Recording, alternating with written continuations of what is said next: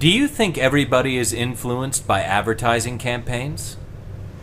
I think it is impossible to not be influenced by advertising these days because it's everywhere. It's on the buses, it's on the taxis, it's just on buildings. Yeah. So just by going outside, you are seeing these advertisements and you're being influenced.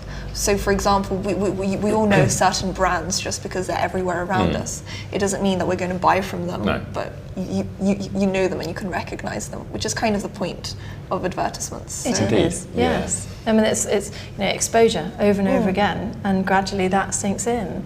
We really don't really watch TV, and we have a TV, we just don't watch it very much. So I thought, well, actually, that's some advertising out of the way of my children.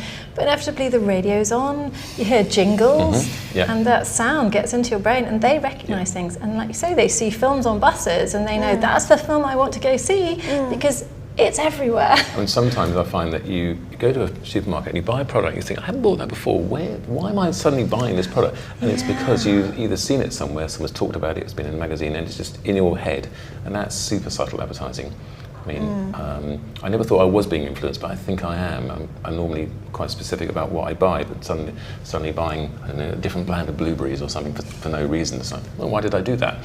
So you're definitely being influenced. It is. It's that recognition, isn't it? And subliminally, I think if we recognise something, particularly if you're in a rush, you think, oh yeah, I know that one, and you might buy that one. Yeah.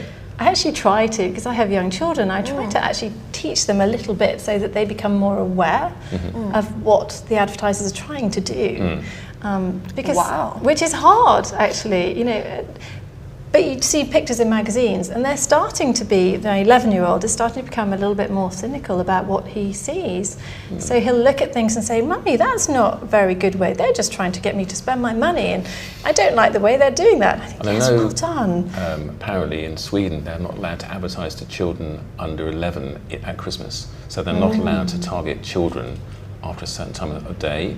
Which is a great idea, because remember in the UK they just target you all the time with the latest toy and so forth. So that sort of advertising is blatant. Yeah, especially for children. I mean, I have younger siblings, and it's kind of like, oh, all of my friends have this toy, so I must have it as well. And actually, I think if we were to remove that in England, that would be very good, and just kind of to teach them that self-worth comes from something else rather than material possessions. That's right. It's part of this whole consumerist society that we live in, really. Yeah.